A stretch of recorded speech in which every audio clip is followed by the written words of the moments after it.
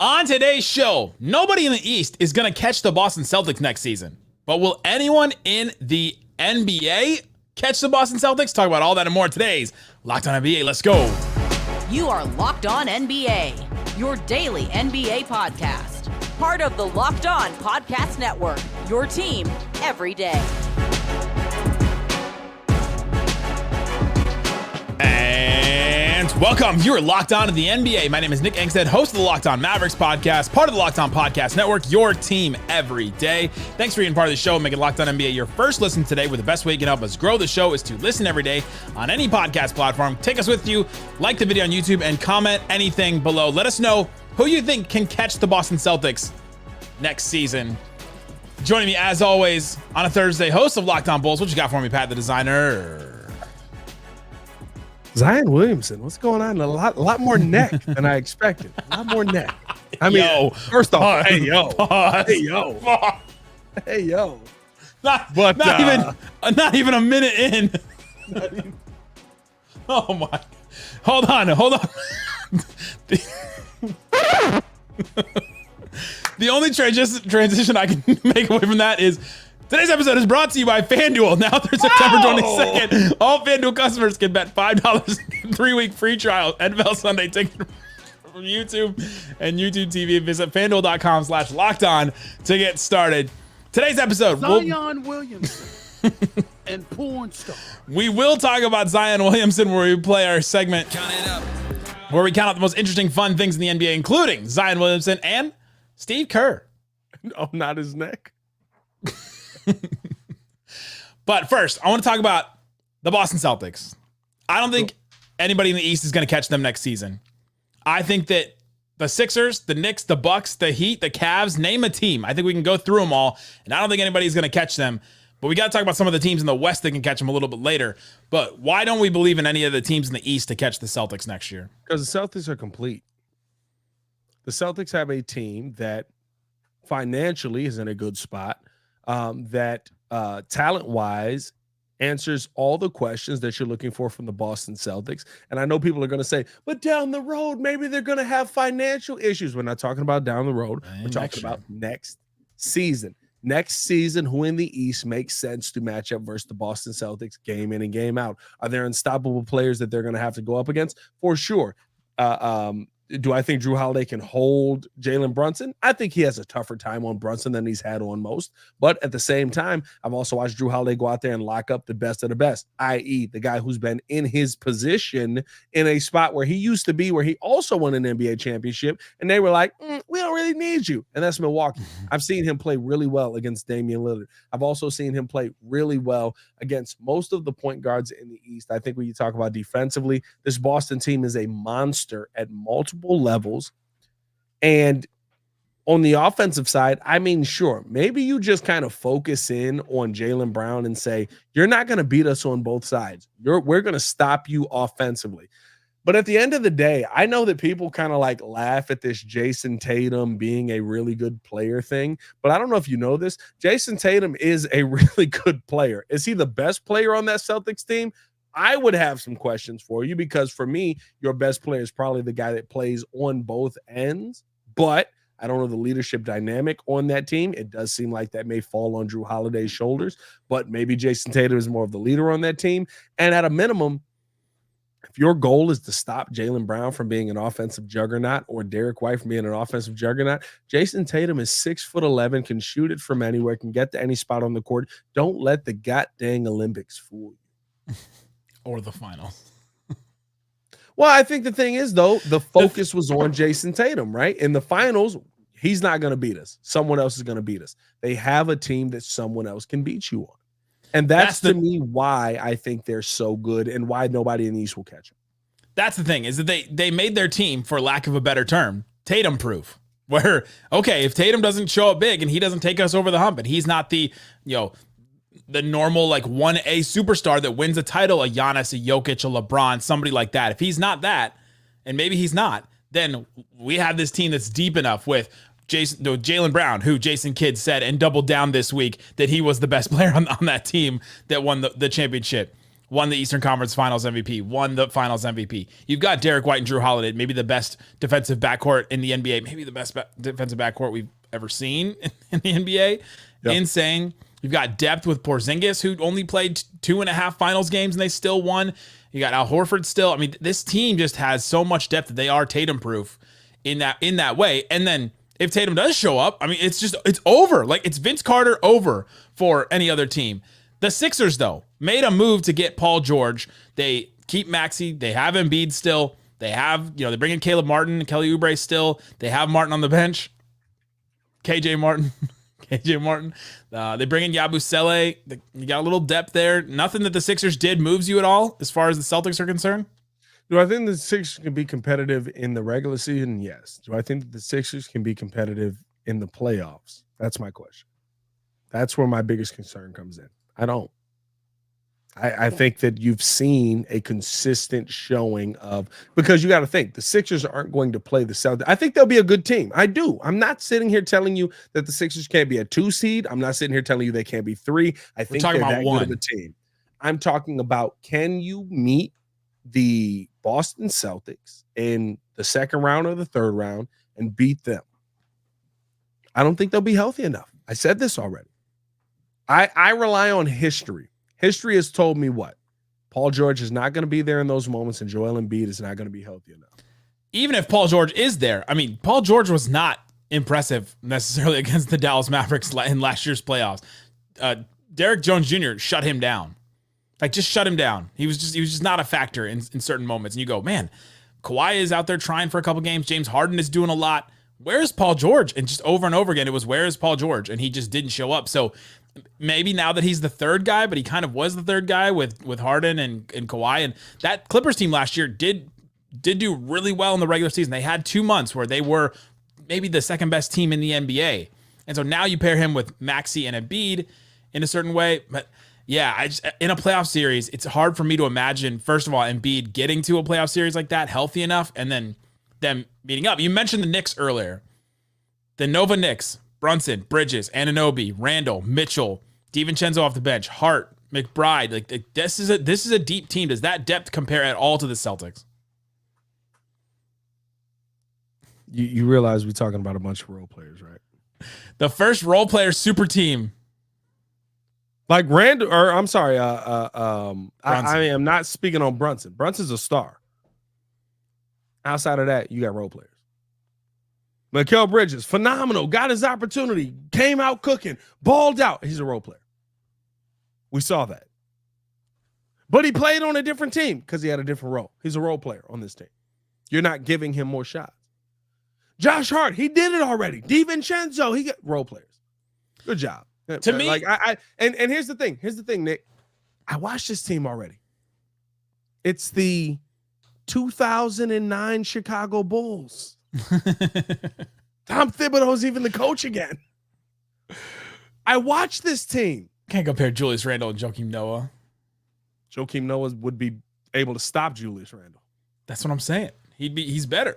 Exactly. So my point in all of this is, when you look at the teams and their success rate, Thibs has a style that he rocks with. He likes a star. He doesn't want to deal with multiple people that feel like we all need the ball. And he wants guys that are going to play their role. He has that. This Knicks team is going to be a dominant team in the Eastern Conference. In Eastern Conference Finals is the farthest that they will get. Who on this team matches up good enough to destroy the Celtics? Because this is not a situation where you say, right, like the 09 or the 10 Bulls, where you go, well, defensively, this Bulls team is better than anybody in the NBA. Yeah, that's not what's happening here. While the Knicks are going to be a ridiculously good team defensively, the Boston Celtics were also the best defensive team in the NBA. Yeah.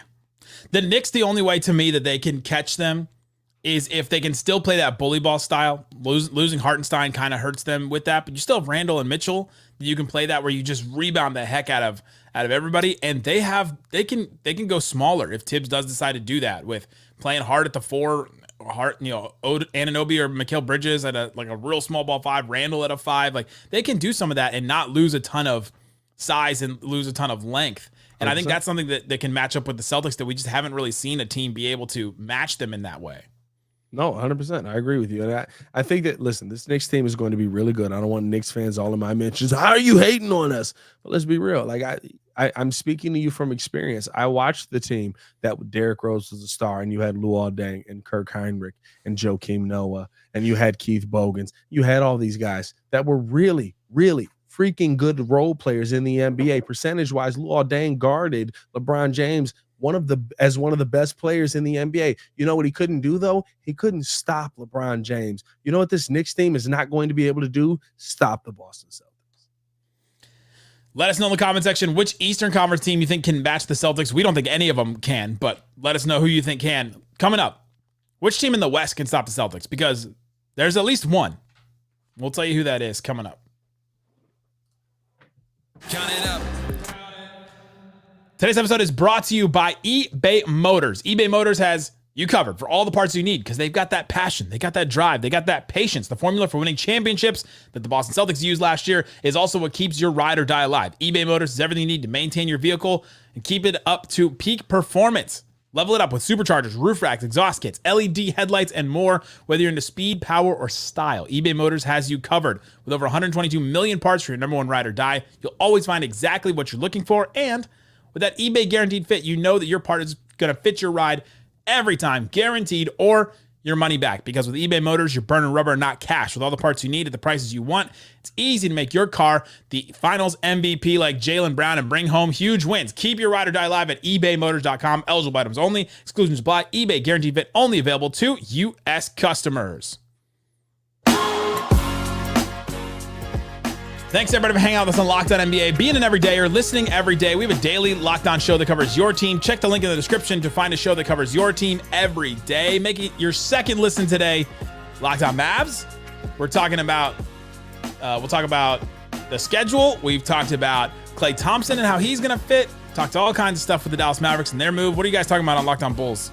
Too many guards. Are there too many guards on the Chicago Bulls? There's a lot of guards. Too many guards. None of them moving the needle. I didn't say that, but maybe. Go listen to Locked On Bulls. Make it your second listen today as well. All right, Pat, we're talking about who can catch the Boston Celtics. None of the teams in the East, I think, can catch them. We talked about Sixers, the Knicks a little bit. We didn't really get into the Bucks, but to me, they're a little old to me. And unless Giannis just goes nuts and destroys them like LeBron against that Pistons team that one year, I don't see a way. The West, though, little different. The West has some teams. Let's start with a team that played them in the NBA Finals last year, the Dallas Mavericks.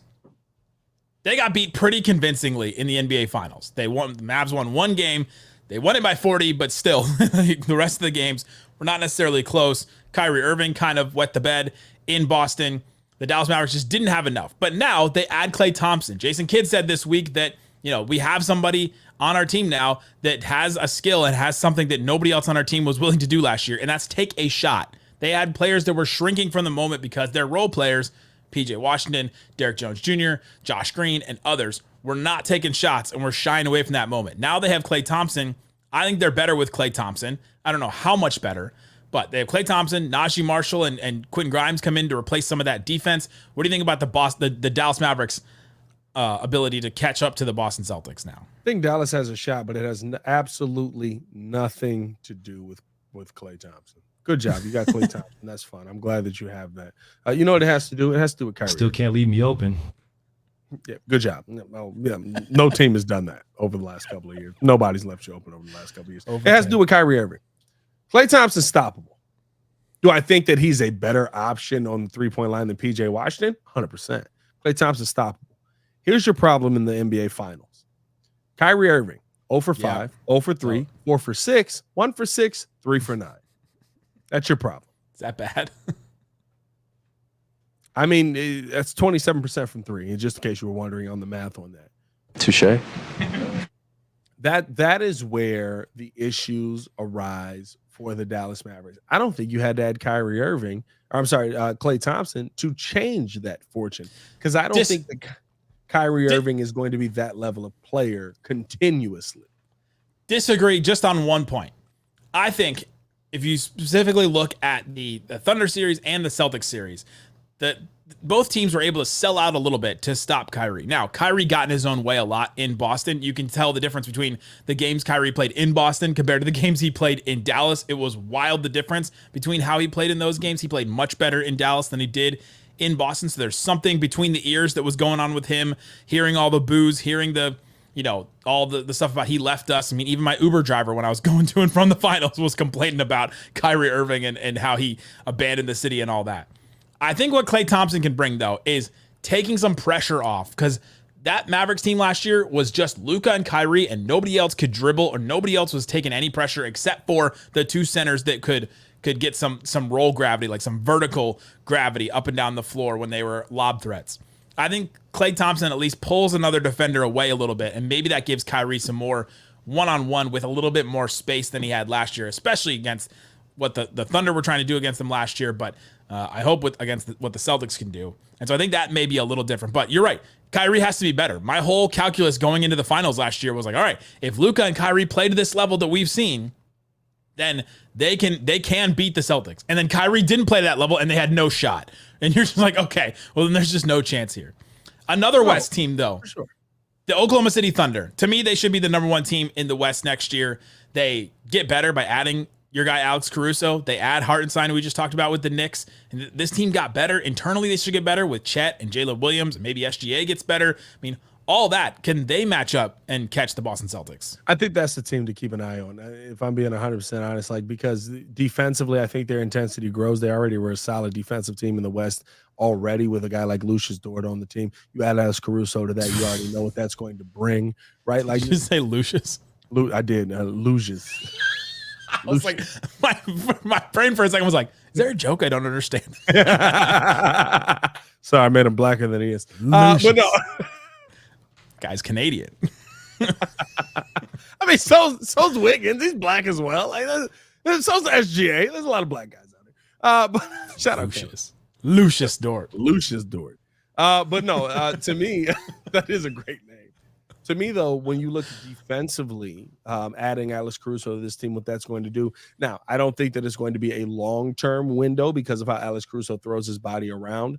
But the thing that you know that you're going to get with Caruso is somebody else who can go out there and match up. When you talk about a guy who's able to go out there and defend Jayson Tatum and or Jaylen Brown, Alex Caruso has been one of the better guys in the NBA at that. When you match up Dort with that as well, like you have two guys now that can go out there and do that. So on two fronts, you can basically say defensively, we got you. We're going to guard your best with our best. And then on top of that, we still got SGA. Who you got to guard SGA? And now maybe you throw Drew Holiday at it in that sense. And that's kind of where Drew is. But Drew is getting older. I think that this is the best matchup. And this is the finals matchup outside of the Bulls making a magical run that I pray for. Because I think this is going to be the most competitive finals that you can get in the NBA right now. Okay, just for like 2 minutes. 2 minutes. What could possibly happen for the Bulls to make that miraculous run? Josh Giddey turns into the Lonzo Ball that we hoped that Lonzo Ball would be, and it lasts for even that. Even if he turned into the best version of Lonzo Ball, in the East when Lonzo was out there. But you don't have DeRozan anymore. But we got Kobe White, who took a massive step in the right direction. I said magical. Like, hold on. Let's not act like I said, like, oh, it's going to be this guaranteed. I said magical. It's got to be. What? The only magic would have to be if literally the shoes from Like Mike, if there's 5 pairs of shoes from Like Mike hanging on the wires outside of the Bulls practice facility, they all walk outside, they all get hit by the shoes, they all put them on, and they all turn into Mike. We say that, but at the same time, Tyrese Maxey took a very similar jump to what Kobe White did. Well, they had Joel Embiid already. Yeah, okay. All right. Well, you gotta somebody's gotta take a jump. You know what I mean? Somebody's got to, and Joel Embiid wasn't out there for the jump. You want to know why? Because he's always hurt. Magical run from the Bulls. Joel Embiid was dead for the jump. Guys, this is the voice of a lifelong White Sox fan. I guarantee gotta you've hold never on. heard me talk. You've gotta never hold on to heard me that hope talk somehow. White You gotta hold on to that. You have never heard me talk White Sox because there is no faith in the slightest in this thing. No, you got to put your faith in other things. The White Sox have made the playoffs in 8% of their series. They've been around since the 1800s. Oh my gosh. Any other teams in the West, do you think? The Nuggets, the Timberwolves? I think right now the T-Wolves is a very interesting team to watch. Oddly enough, because of some of the young depth that they brought on. I think they drafted really well. I think that that will have a very quick impact this season, especially as far as the bench. Of course, you look at Rob Dillingham probably being a part of the starting lineup, but maybe being off of the bench as well. Whoa. But the fact that you were able to get Dillingham and Terrence Shannon Jr., I think that adds to a lot of the depth that this team was looking for to try and add. And I think that when you talk about the T-Wolves, while yes, I'm never going to be convinced on Rudy Gobert or Karl Anthony Towns. I do think that having guys that can take the pressure off of a guy like Cat, as far as shooting wise, will benefit Cat in the long run. I think that makes them more of a finals candidate this season, and arguably a more defensive candidate this season as well. I think Anthony Edwards would have to take a really big step forward for them to be able to try and catch the Celtics like that. I think for the Nuggets, I think Jamal Murray would have to be better than what we've seen recently from him. I mean, probably just healthier. Sure. Right? Like I think that's the big Murray question. It's been his question his whole career. If he's healthier, you're fine. If he's not, you're probably in trouble. I mean, they signed him to that huge deal, so the Nuggets fans have got to hope that he's going to be healthy like that. But I mean, he only averaged 20 points a game in the playoffs last year. It's not like he was like killing it when he was out there. They're gonna need the like closer to like the 28 points per game that they got 100% 2 years ago, 26.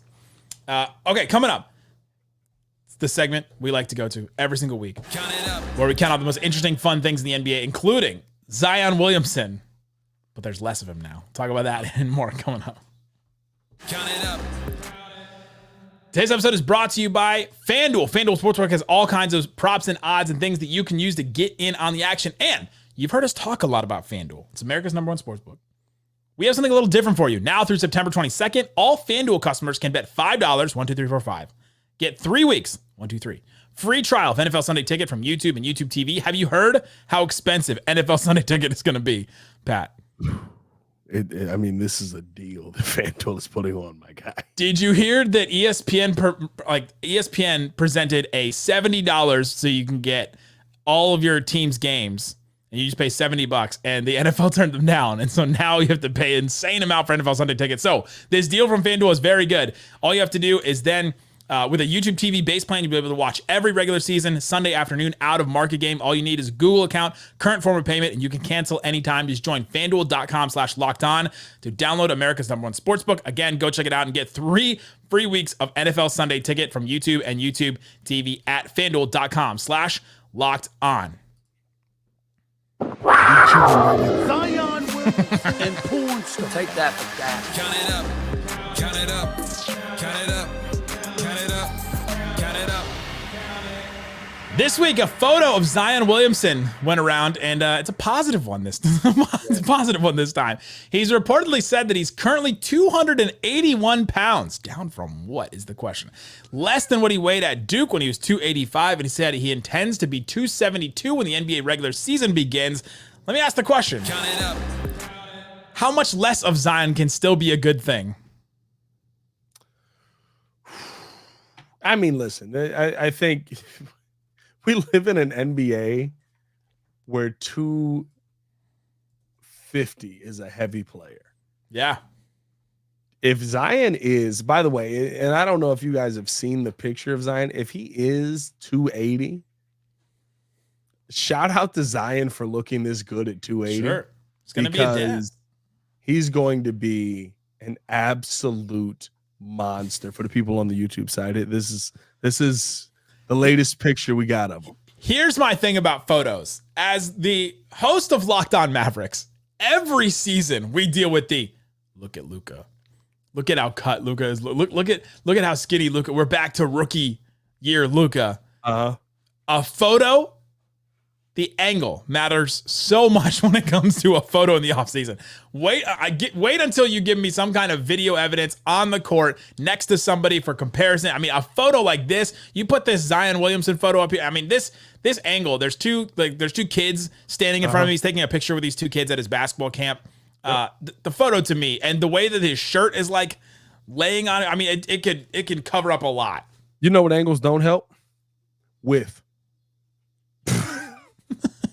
There's a lot of width to Zion Williamson's body weight last season. A photo does not change how wide you are. You said that word.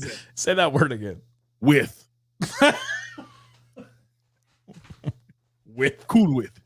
The D in that word is really trying hard. Width. What do you want from cool width? Cool whip. I'm just talking about some good cool width. But no, I listen. I think the Zion Williamson, less weight Zion Williamson is more beneficial to Zion Williamson, more for health than the player side of it. I think if Zion was 260, he could still be the dominant player that he is. I think if he's 280, he can still be the dominant player that he is. The biggest question around Zion at that weight is it too heavy for his body to handle? Yeah. And that's what we'll have to wait till the season to see. And I'm going to guess that by now he's talked to the Pelicans like medical staff, training staff, and they've put this projection up for him to be 272 or whatever he intends to be, right? Like, and 272 is still, like you said, 250 is considered a big NBA player. So 272 is one of the heaviest NBA players in the league. Right. What players are over 270 still in the league? Oh my gosh, I don't even know. Is Steven Adams still a part of the league technically? Because I know he is. There's a couple. There's maybe a couple.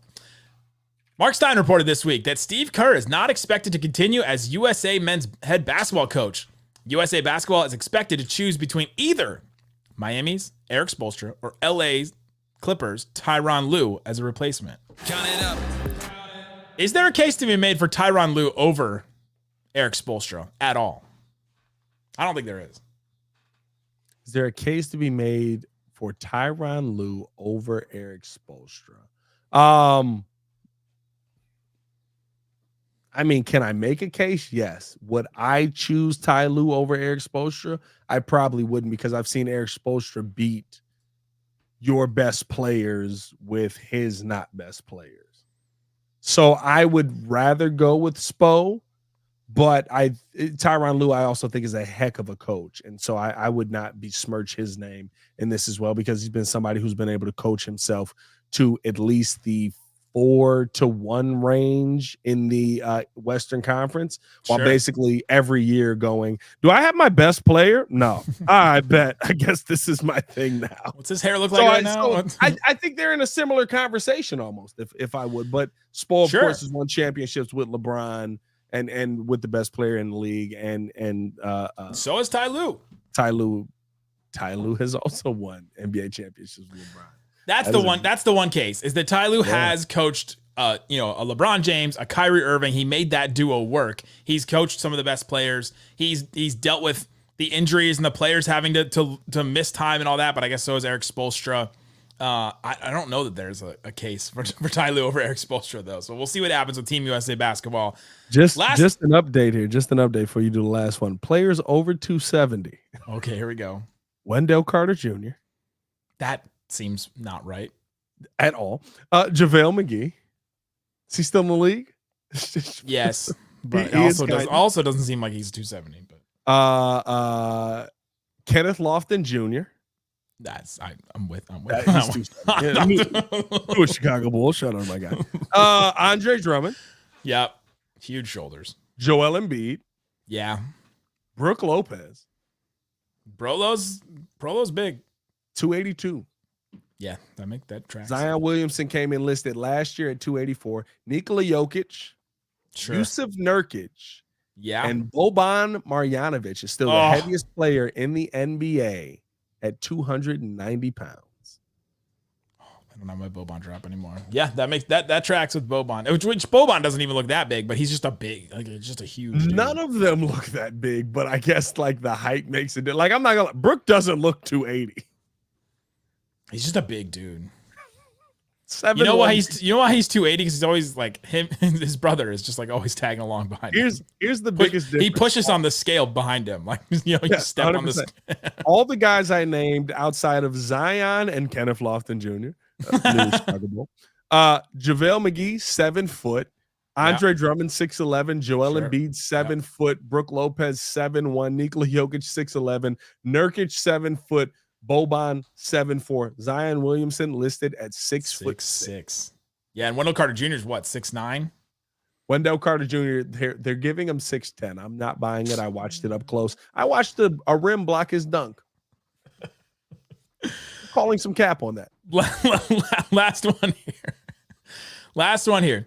Steve Kerr gave a speech at the Democratic National Convention. He then ended saying, giving the Steph Curry night celebration.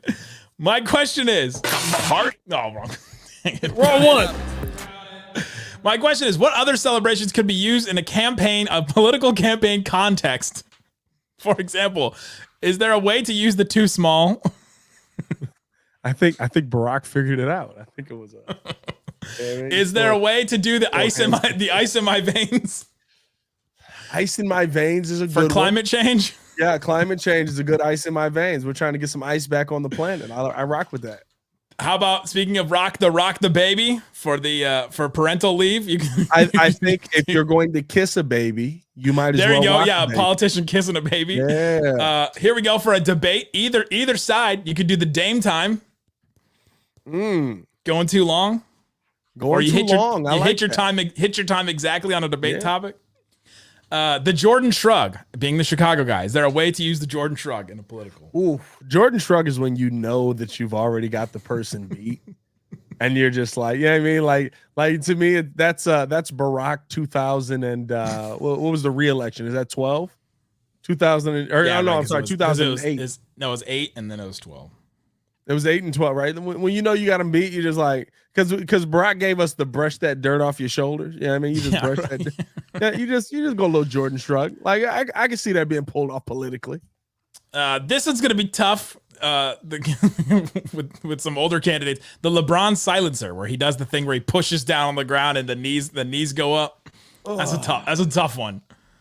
If you it know was, what you do that on? When they're asking you how would you address military issues in other countries, you just say we're leveling it. Oh my god! If it was still Trump Biden, I think that the LeBron silencer would break hips. I think we wouldn't get through that one. What if Biden was great at it though? That'd be nuts. Hey, sir. We saw you almost die.